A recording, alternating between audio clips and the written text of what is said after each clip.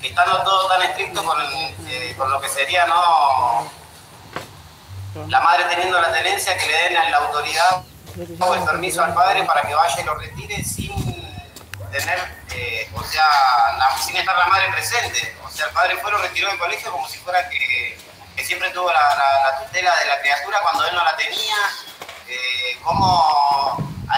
O sea, a mí lo que me llama la atención es yo entender a dónde está el error, ¿no? Porque está en el colegio hubo una imprudencia de parte de las maestras, ¿no?, de darle el niño a persona a la cual no tenía una certificación, ¿no?, que conste de que se podía llevar el nene.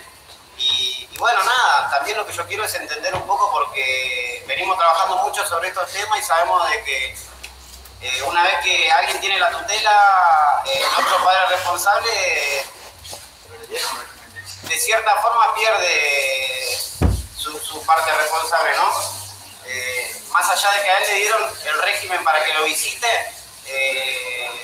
bueno, todo lo que aconteció después, ¿no?, de que le dieron el régimen de ir y llevárselo a la fuerza, porque fue así como se lo llevó. Peleó con las maestras, no a las piñas, ¿no?, pero peleó con las maestras, forcejeó con las maestras y se lo llevó de prepo. Entonces queremos, o al menos yo quiero entender dónde está la falla, cuál fue el error, porque creo que por como lo mostraron, hay una imprudencia de alguna de las dos partes, ¿no? No sé si de la escuela o de las autoridades, pero bueno, nada, quería entender un poco eso y quería saber si vos estabas saltando como para hablar de este tema, ¿viste? Ya que estamos acá esperando, ¿viste? Quería yo sacar dudas que tengo yo en la cabeza de dónde está la parte responsable en la cual falló. Bueno, definitivamente hay un problema primero con la institución, ¿sí? Con la institución que por supuesto tendría que estar al tanto de esta situación, ¿sí? Después el tema que termina forcejeando con la maestra, de todas formas el padre había tomado la decisión de llevárselo al niño, ¿sí? A ver, si la maestra de todas formas, si no lo entregaba, igual el padre se lo iba a terminar, porque fue ya directamente a llevarse el niño. Ahí vamos por otro lado, ¿sí? Después, el tema de la tenencia, eso, qué lástima que no está la doctora Mel. Yo les puedo explicar, les puedo redondear, pero acá la doctora Mel es la especialista para poder contarnos esto, ¿no? ¿Qué pierden a partir de toda esta situación? Ahí Silvia nos va a dar seguramente su lado, que por supuesto que ella está al tanto, claro que sí. Así que Silvia. A ver, yo no estoy, no vi el caso que ustedes dijeron, pero sí les puedo decir cómo tienen que hacerlo en cuanto a cuando hay problemas. Si tienen una sentencia, de por sí la sentencia tiene que ser llevada, la que está firmada por un juez debe ser llevada al colegio, si tienen una sentencia. Si no tienen una sentencia y hay una situación de separación por A o B motivo de los padres, donde todavía, por ejemplo, la justicia no ha determinado nada de más, aunque el padre, por ejemplo, pague la cuota del colegio, además, o sea encargado, sí o sí es responsabilidad del progenitor o la progenitora el que va a estar a cargo del menor, al que lo lleva al colegio con el que convive, siempre al inicio de clases. La institución está obligada a ponerles, así sea pública y sea, no estamos hablando de instituciones privadas, desde una pública, tienen que ponerle a las personas que están una o varias autorizadas, identificadas claramente con nombre, apellido, DNI, documento y cuál es la consanguinidad o el vínculo con el menor. La institución y cualquier institución del mundo está obligada a eso. Si de por sí, por la precariedad de muchas de nuestras escuelas, de nuestra región, de las escuelas públicas, no hacen eso, es obligatoriedad o por lo menos responsabilidad ética incluso del padre o de la madre, el que esté a cargo del niño, de crear una carta donde vos confirmas y pedís recepción, aclarás al colegio que vos como madre, yo, Silvia, Adriana Viera, identificada con número de documento tal, progenitora y tutora del menor fulano de tal con tantos años, permito que de la institución le retire A, B, C, identificados previamente, y si es necesario aclarar de que la situación en contexto con el progenitor, y hacer un acuse de recibo, o sea, tener la firma de la institución de que recibió el documento. Esa es la forma legal de ampararse primeramente que nada, si es que siempre una sentencia es lo ideal, pero si en el medio todavía no hay una sentencia. Y también asegurarse, porque aunque sea una institución pública, está obligada la institución pública a tener un guardia que le pone y le da entrada o no. No cualquiera, a una institución pública, a una institución, un centro educativo, no puede ingresar cualquier persona, ni siquiera los padres. Los padres tienen que ingresar una vez identificados, tienen que identificarse, es obligación del centro educativo, así sea público, a tener un guardia que permita el acceso, porque justamente se tiene que prever y se tiene que cuidar, salvaguardar la integridad de los menores que están y de los chicos que están en esa institución dando clases. Claro, sí. Hola, buenas tardes, Silvia, disculpa que no te saludamos. Hola, no. Sí, claro, yo tengo entendido de eso, yo también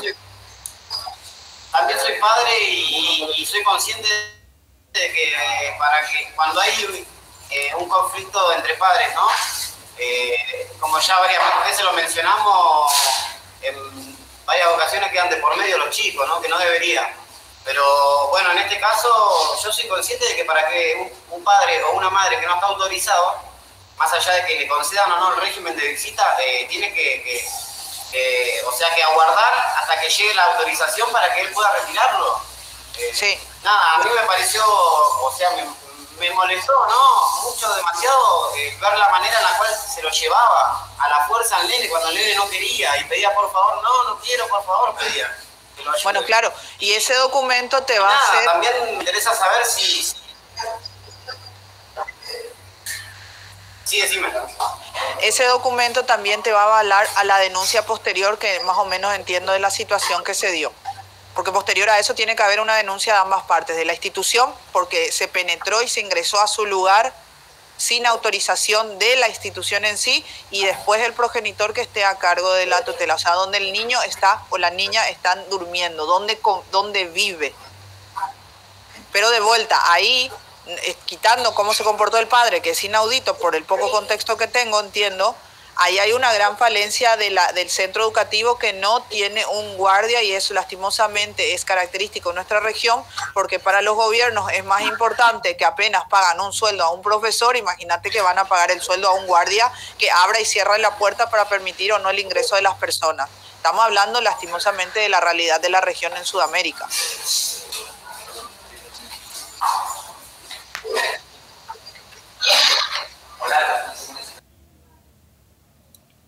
Estás muteada, doctora.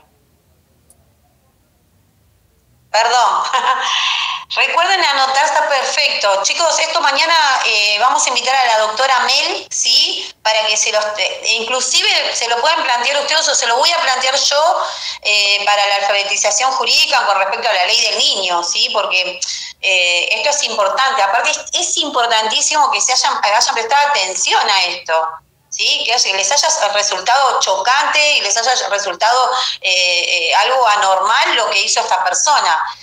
Eso quiere decir que están metiéndose en este sistema, ¿sí? En este sistema de entender que el niño tiene un montón de formas de ser abusados, muchas formas, ¿sí? Esto fue un abuso hacia el niño, ¿sí? Entonces es importante lo que están haciendo, está muy bueno que estén reconociendo este tipo de cosas. Así que se lo vamos a plantear a la doctora Mel para que lo dé en su curso de la ley del niño, porque bueno, son cosas que están muy buenas que las hayan visto. Sí, chicos.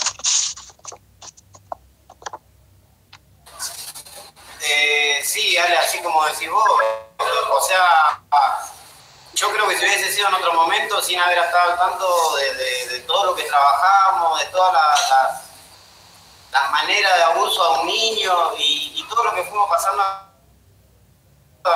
en este tiempo, yo creo que no me hubiese llamado tanto la atención, lo hubiese visto y lo hubiese pasado al canal como si fuera algo más. Pero yo creo que, bueno, basado en todo lo que venimos trabajando, ¿no? Que a mí me queda presente en la cabeza,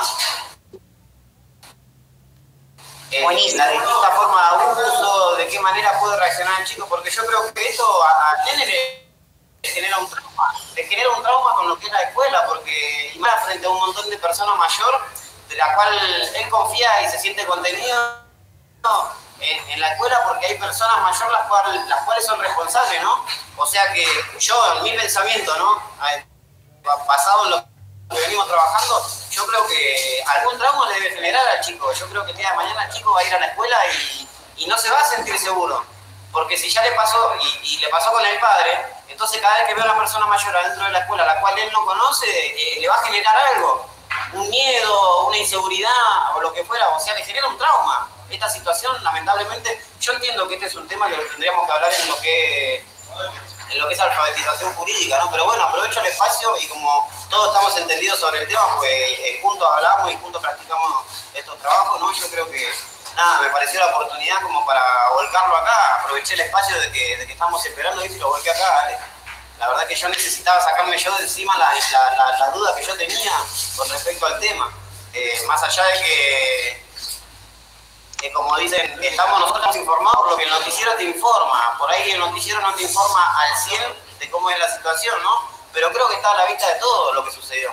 Más allá de que el padre haya tenido una autorización, le hayan concedido el régimen, tengo entendido que el régimen lo tenía desde el 2018, pero no estaba siendo presente y en el momento que fue presente fue que sucedió todo esto. O sea, él renovó el régimen y lo quiso ir a buscar. Y bueno, y sucedió lo que sucedió. Claramente la criatura no se sentía cómoda estando con el padre, por eso reaccionó de la manera que reaccionó. A ver, voy a tomar eso. Por eso, si había un documento legal y un régimen, eso tenía, y de parte del padre, él tenía que haberlo presentado en el colegio. Cualquier actualización dentro de un proceso que se está llevando un menor en la revinculación o en la vinculación o en el régimen de visita, cualquiera que sea, y hay una actualización, una renovación de que puede permitírsele ver al menor tal o cual día, en tal o cual contexto, con o no un asistente social, todo eso tiene que estar avisado la institución, el centro educativo donde está. Porque también, aunque no involucra al centro educativo, aunque el niño, su régimen de visita con el padre, con el progenitor, no incluya los horarios de escuela, es importante que después también el colegio esté en constante conocimiento de qué situaciones está pasando el menor para saber si necesita un tipo de apoyos o no psicológico acompañamiento, porque también le puede afectar en sus estudios. O sea, si vos entendés que el chico está en un momento de vinculación donde hay un problema de que no se ponen de acuerdo los padres, entendés que por ahí incluso el chico puede estar disperso en las clases, puede estar desatento, pueden haber una serie de factores que al chico no le permite tener un día normal o una atención 100% concentrada a una clase. Por eso es responsabilidad tanto de progenitores, incluso no le aceptó a la madre. Si ella sabía que había un nuevo régimen renovado, también de parte de ella está la obligación, si no lo hizo el progenitor, de haber actualizado al colegio y haber informado. Pero de vuelta, en este caso, que poco conozco de esta situación así en particular, es muy importante que en cualquier centro educativo, por más público que sea, ustedes están en la obligación como padres o madres de exigir que ese centro educativo, porque para eso se pagan los impuestos en todos los países, tiene que tener un guardia y ese guardia tiene que tener una lista de personas que pueden sí o no ingresar al lugar. Incluso desde los proveedores que le ponen a la cantina, por ejemplo. Aunque sea una institución pública, es una obligación de un centro educativo. Perfecto, perfecto. Lo que dice Silvia son los famosos porteros, ¿sí? Pero bueno, de nada vale, de nada sirve si al portero no se le interioriza de quiénes son las personas que no pueden retirar a los niños, ¿sí? Por ejemplo, cuando en mis épocas, cuando yo era maestra jardinera, nosotros teníamos en dirección en grande los nombres de los chicos que no podían retirarlo los papás o que estaban bajo algún régimen, ¿sí? O de repente si algún chico tenía una enfermedad especial, que era lo que no se le tenía que dar, o en caso de, no sé si estará pasando esto porque está todo como muy congestionado, todo el tema de lo que es la educación, pero debería ser así, ¿verdad, Silvia? Sí, en Paraguay en una situación que se dio hace unos 2 años, tenían los portones abiertos a la hora de la salida, entonces los chicos podían salir libremente. En ese momento se dio un contexto de que hubo una motocicleta a bordo 2 personas y empezaron a estironearle a un niño. Un niño, una niña recuerdo que de algunos 9 años. Y ella gritó y por eso no se pudo dar la sustracción de la menor. A partir de eso cambió una regulación obligando a las instituciones, como lo hacen las privadas. Yo digo a las privadas uno le exige porque le paga, pero uno tiene que exigirle a las públicas también porque también se le paga a través de tus impuestos. Entonces la regulación es que a la hora de la salida tampoco se puede abrir los portones abiertamente. O sea, saben, tienen que tener una lista de los niños que pueden salir o no a la calle, porque hay niños que van genuinamente solitos al colegio y vuelven solos a sus casas. Bueno, eso también tiene que estar estipulado. Entonces hay como un portón y se tiene que determinar si el portón se va a abrir o no completamente. En Paraguay cambió esa regulación y hay chicos que pueden salir posterior al portón porque tienen ya un permiso, un consentimiento de los padres de irse. Hay otros que no pueden hasta que venga su adulto responsable a llevarlos. Esa situación se dio hace 2 años exactamente frente a un colegio con un niño que estaba esperando afuera que se ha recogido, pero salió a la vereda, por así decirlo, y esta situación de intento de sustraerlo, que nunca se llegó a entender quiénes eran, porque como era una institución pública y no había ni cámaras por la precariedad de nuestras regiones, porque es una región Sudamérica con muchas falencias en el sistema educativo, bueno, entonces hay una serie de cosas que como progenitores o responsables del menor, porque hay tutores, pueden ustedes ser tutor y no ser su progenitor, tienen que tener en cuenta a la hora de enviar a un chico a un centro educativo. El camino en el que van, todas esas cosas por más pormenores que parezcan, el camino por donde van, elegirles el camino, conocer el camino, los tiempos, son realmente temas muy importantes. ¿Cuánto caminando le lleva a tu menor, al que vos tenés la tutoría legal o sos progenitor por ende, cuánto tiempo le lleva hacer las 5 cuadras en tiempo? Bueno, sale a las 3 de la tarde, 3:15 ya tiene que estar en casa, 3:20 ya es una alerta.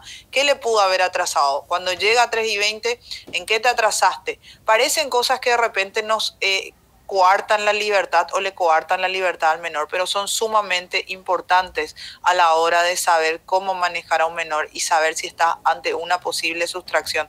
Parece algo muy duro de contarlo, pero es una realidad. Vos tenés que saber o tenés que decirle, bueno, me quedé jugando figurita con mis compañeros unos 5 minutos. Bueno, tenés que saber que tenés un límite de poder jugar un ratito y volver y venir, pero ustedes tienen que tener hasta temporizado el tiempo que le lleva a un menor o no por algo en motivo salir. Esas son las reales formas de manejar. Que se hagan y se cumplan, muchas veces no, porque a veces creemos que el centro educativo es a la vuelta y por eso no hay ninguna peligrosidad, pero hay muchos casos de sustracción de menores a la vuelta de la casa, frente a una cuadra de una comisaría. Entonces son situaciones que uno tiene que tomar en cuenta y los recaudos necesarios cuando va a estar a cargo de un menor. Yo sé a qué hora sale mi hijo, por más que hoy tiene 17. Sé cuánto tiempo puede perder en el bus cuando llega al departamento. Y sé sus horas de cuando ya 1 hora él se toma para estar con los compañeros y alguna peloteada ahí frente al colegio. Pero pasado esa hora, yo ya sé que está fuera del rango. Aún con mi hijo de 17 años, es importante que tomemos esa manera hoy en día de vivir. Es triste, pero hay que cuidar a los menores, esa es nuestra responsabilidad como sociedad.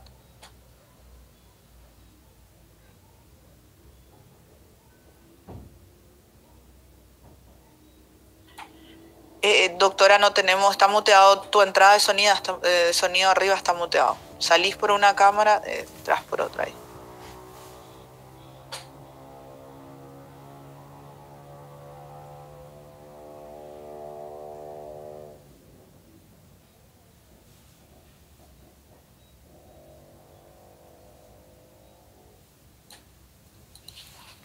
Bueno, mientras que esperamos que la doctora pueda solucionar, porque veo que está entrando su sonido por una conexión y su imagen por otra, si tienen alguna otra consulta o si quieren que arranquemos, o sea, yo quiero que la doctora arranque, pero mientras si tienen alguna otra consulta, les saludo a todos mientras, lo vi a Víctor, por ahí lo vi también, me estoy aprendiendo los nombres, hoy creo que no está Maxi, creo que Walter es el de Nike, vos que estás de remera rosada en el pabellón, ¿cuál es tu nombre? Ahí está Maxi, ¿qué tal? ¿Cuál es tu nombre? El que es del Diego. Diego. Bueno, un gusto Diego y un gusto a todos los que están ahí mientras esperamos.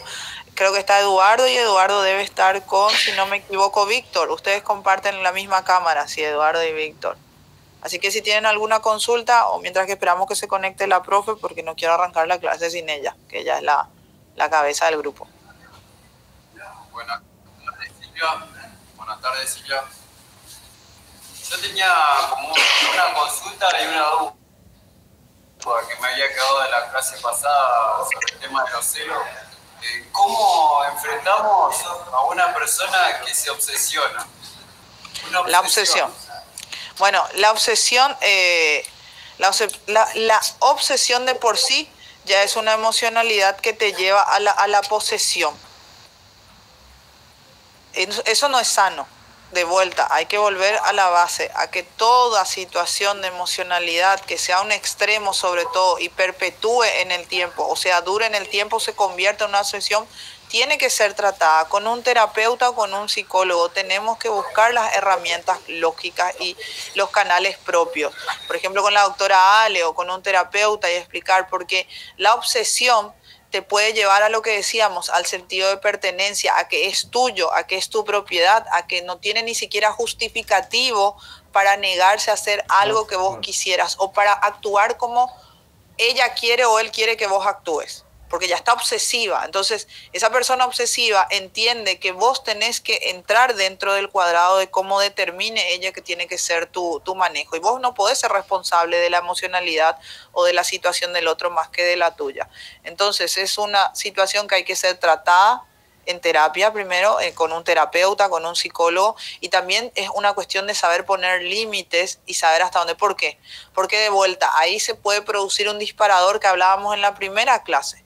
Los disparadores. Una persona obsesiva generalmente pierde la racionalidad, que es el uso de la razón, o sea, no entiende bajo los parámetros normales que vos, Walter, te podés comportar. Vos no me querés atender el teléfono porque no me querés atender el teléfono y no querés tener más contacto conmigo. Y yo obsesivamente quiero continuar haciendo ese intento, ¿verdad?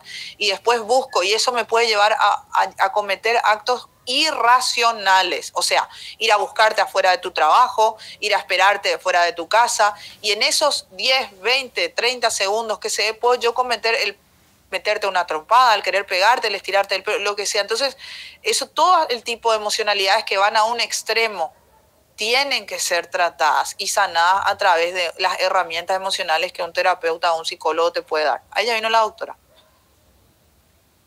Sí, ¿qué tal? Perdón, anda medio mi teléfono. Bueno, no, agregarle a esto que en realidad lo que uno tiene que buscar ayuda es para ver cómo manejar a estas personas, ¿no?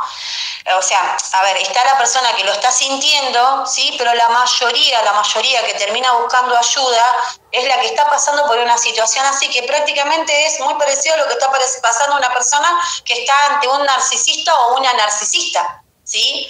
Entonces, como decía la profe Silvia, para no llegar a esos extremos donde a veces uno termina haciendo un desastre porque nos terminan sacando de quicio o terminan haciendo cosas, porque es como les dije, muchas veces este tipo de obsesión nos lleva, inclusive los lleva a ese tipo de personas a que nosotros terminemos en episodios terribles, ¿sí? Como falsas denuncias inclusive. ¿Sí? Este sistema de pertenencia es lo que en realidad lo que uno tiene que preguntarse, y tiene que preguntarse todo el tiempo, como yo siempre digo a la hora de que viene por ahí un paciente, decirle, lo primero que uno tiene que pensar es, ¿puede alguien determinar cómo me tiene que ir mi día? ¿Sí? ¿Puede alguien elegir cómo me manejo en mi día? ¿Puede alguien, cuando yo me levanto, mandarme un mensaje o llamarme o enloquecerme si está cerca mío, viviendo conmigo o yendo yo a un trabajo? ¿Puede alguien determinar cómo tiene que ser mi día? ¿Puede ser que yo llegue a ese extremo donde alguien maneje cómo me tengo que sentir? Porque uno lamentablemente termina siendo víctimas de estas personas, ¿sí? Y es como decíamos, el tema de callarnos la boca, de ya no querer tener problemas y seguir ahí fomentando y dejando que siga restringiéndonos la vida y siga manejándonos el sistema. Entonces, es muy importante que a la hora de pedir ayuda, para un lado o para otro, y la misma pregunta, ¿yo puedo modificarle a una persona su día? porque tengo todo esto en la cabeza. O sea, de todas formas hay que pedir ayuda. De todas formas, esto sí o sí se tiene que solucionar con alguien que nos haga entrar en razón. ¿Sí? Chicos.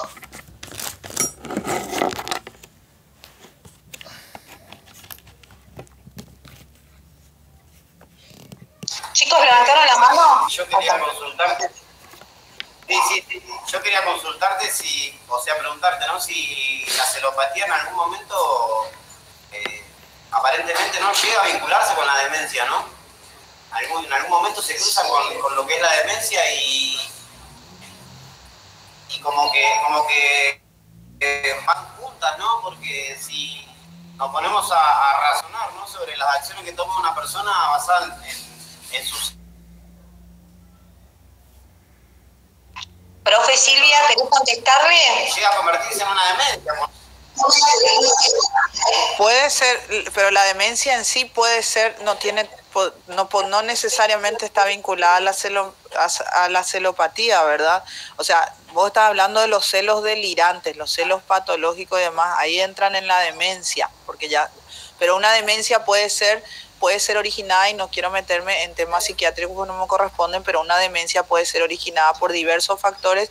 Pueden ser visiones que vos tenés, personas que ves, cosas que escuchás y no están ahí, sonidos que escuchás y no están ahí, situaciones que vos ves y no están ahí, y nada tienen que ver con la celopatía. Ahora, sí, los celos delirantes pueden estar dentro de pacientes que están diagnosticados con demencia, sí, pero no vinculantes, no necesariamente tienen que ser.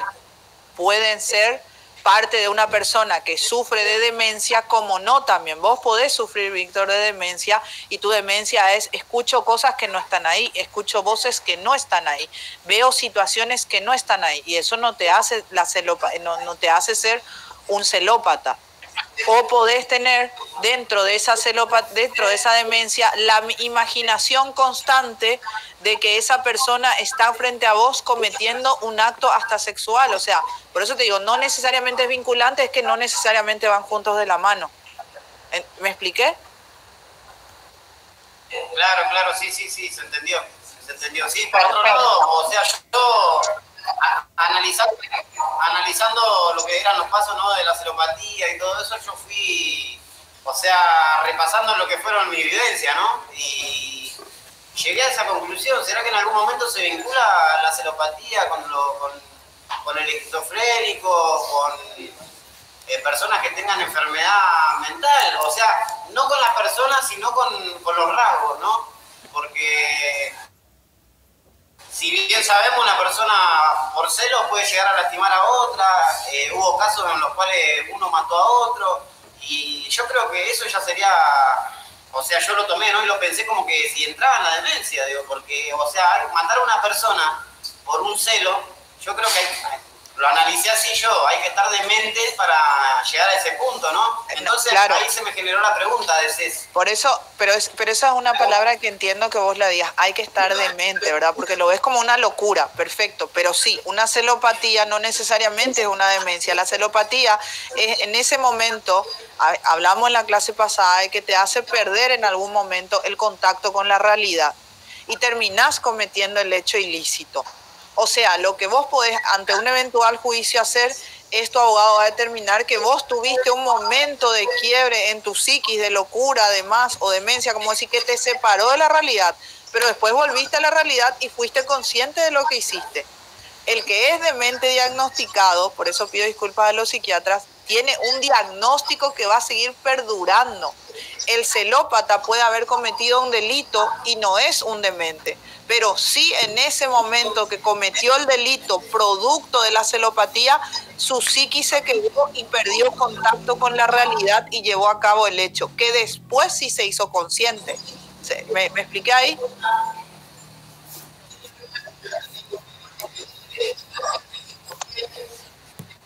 Perfecto, sí, muchas gracias, para mí perfecto.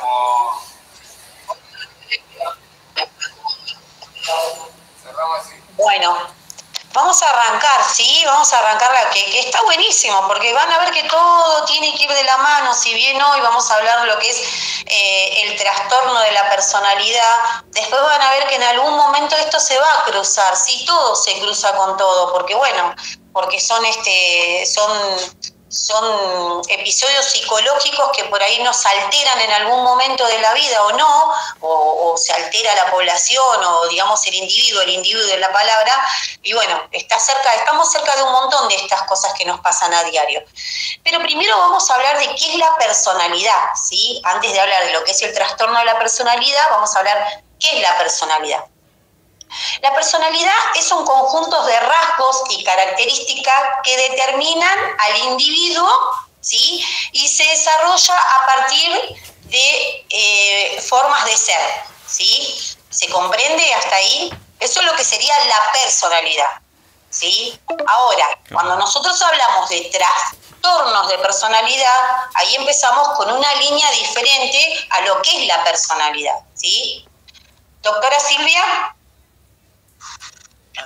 No, doctora, por favor. Perdón, bueno.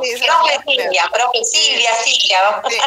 Cuando empieza, porque la personalidad sí todos tenemos. Mi personalidad, soy una persona extrovertida, quiere decir que soy abierta, no soy una persona tímida. Bueno, empiezan los trastornos, lo primero que hace va a dificultar, el tipo de trastorno va a dificultar mi vida ya cotidiana. Es un indicio que va a empezar a trabajar en tu vida cotidiana, va a ser dificultosa tu vida. Es una afección, obviamente el trastorno de personalidad ya es una afección en la salud mental. La salud mental es algo muy importante que la gente, como uno va al gimnasio a ejercitar y ustedes seguramente tienen el cuerpo, el músculo, el cerebro también es un músculo que debe ser ejercitado y debe ser también tratado como tal y debe ser respetado como tal. A través de los trastornos pueden sucederse una serie de factores. Por ejemplo, la emocionalidad está latente. Pueden estar, por ejemplo, lo que habíamos hablado, puede estar la ira, puede haber impulsividad extrema en las emociones de uno. El trastorno te puede traer constantes. ¿Vieron cuando ustedes le dicen a una persona que cambia demasiado de estado de ánimo? Y hasta tenemos en la punta de la lengua a verse decirle que es bipolar, como un momento está alegre y otro momento está alegre y al otro momento está enojado o triste. Bueno, eso es un cambio en la personalidad, que puede ser adulterada por temas propios, químicos que el cerebro de por sí, el cuerpo da, por eso decía que es un doctor quien tiene que hablar, pero también se evalúa a la hora de una persona cuando, por ejemplo, se comete un crimen para saber si no tiene rasgos de trastornos en su personalidad que le llevan a, por ejemplo, convertirse en una persona bipolar. Bipolar que en un momento va de un grado de total excitación y al otro momento va a un grado de total depresión. Y entonces va como una montaña rusa. Esa montaña rusa implica que va a tener problemas. Por eso le decía primero en su vida cotidiana.